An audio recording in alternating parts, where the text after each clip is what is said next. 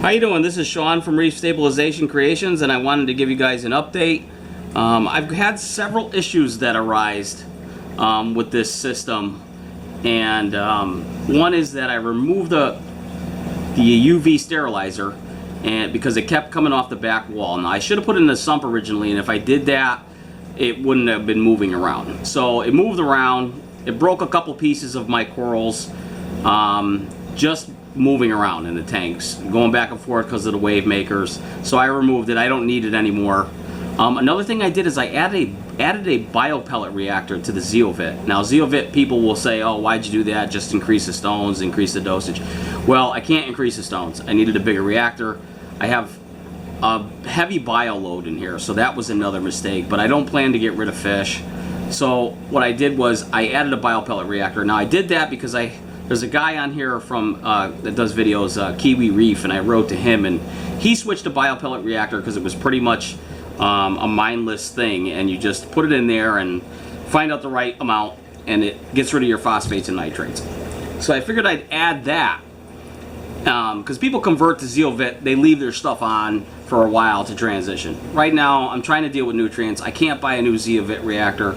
I'm not getting rid of fish, so I wanted to get rid of phosphates and nitrates, and the biopellet reactor worked. So that's the highlight of this video. I made other changes. I removed the gravel because I had too much gravel, and you're supposed to only have a little light sand bed. So I still got a little bit more gravel to remove and then add a teeny bit of the sandy sand bed, but I had gravel crushed coral in here, and that wasn't good. It was trapping debris, and I still have some of it in here. I'm gonna get it all out, but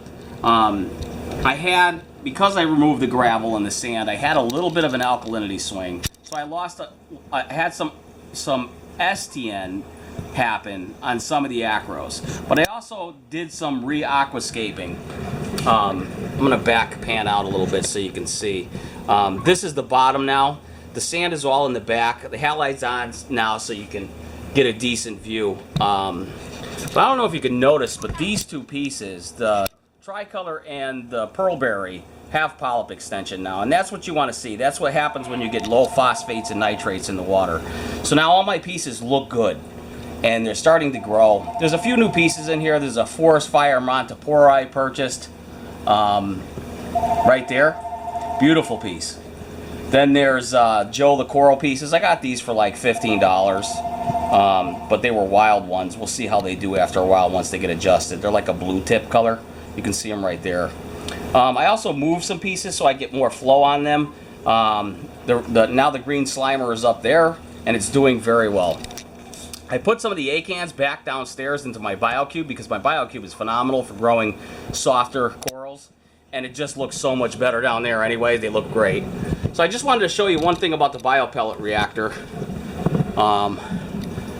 There it is down there, and I have the lights already on for you. Let me lower this down so you can get a good view on it. Come in here. Now, some people would say that, you know, why, like I said, why didn't you just get a bigger reactor? But I couldn't afford it. Right now, this is the reactor that I'm using until I can make the change, and it might not be for a while because I kind of like the biopellets, excuse me, because you dial them in, and I started with a low amount, 200 ml, and this was the brand I used. And yesterday it was a little cloudy, and then today it's not. Today it's eating nitrate. I'm getting polyp extension. I have to make sure I have the right amount of biopellets in there, but I know they're working now. Now, just a tip. I just want to show you this, and this is about biopellets, and this is about this specific reactor, because people complain these reactors clog, and they do, because they don't have a lot of pressure. But if you have a pump hooked up to it and you don't want it to clog, my advice is once a week do some maintenance. Take the reactor, turn it sideways. Make all those biopellets move around so they don't get stuck, you don't get debris trapped in there, and it makes everything start to stick. Now if you do this once a week, you know, you turn it every which way. Get those pellets all moving around, get the debris out of there, let them flow up to the top of the reactor, make everything move. I don't know if you can see my hand, I hope you can. and then just stand it right back up straight. Do that for a minute or so. I've done this every 3 days or so, and it makes all the difference in the world. The pellets are moving like crazy, and it's eating phosphates and nitrates. And I've used the biopellet reactor before, and they're great. You just have to make sure you don't add too much pellets, or that you don't have enough. But not enough is better than too much. So you always start off small. What I will say, like I said, is these polyps on these acros now look great. I'll give you another update in a couple weeks. I'm probably going to leave the reactor on with the zeovit because it's only going to help with phosphates and nitrates and just eat them away. I have to make a few more adjustments to it, but the aquascape and I changed up a little bit, and I think it looks so much better like this. It really just makes a big difference once you start getting it right, and it takes time to figure out the way you want things when you build a reef tank. But I'll zoom in one more time on the highlighter acro, and you can see how it's been growing. I mean, it's really taken off. It's finally starting to look like an acro. But anyways, again, this is Reef Stabilization Creations, and I'll try to give you guys another update when things start looking a little bit even better than this. But now that the polyps are starting to come out, I think we're going to be on the positive side of the woods here. I just can't, I don't want to give you that. Oh, there goes the halide. I don't want to give you guys an update and you don't see the actual progress that's coming along with this tank.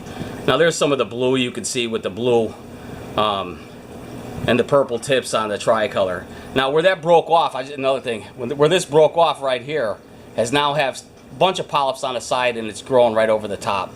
This happened the second time, and that's when this piece broke, and it hasn't had a chance to heal yet. It happened like 2 days ago from the UV. So now the UV is no longer in here, to say the least, because that's my priority and I didn't want it to get broken.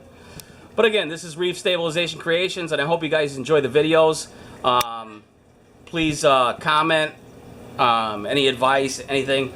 I've added some more supplements, so maybe in a week or so I'll give you another update. But things are looking a lot better now, and I'll keep you posted on the phosphates and nitrates from the combo of the biopellet reactor and the zeovit. All right, guys.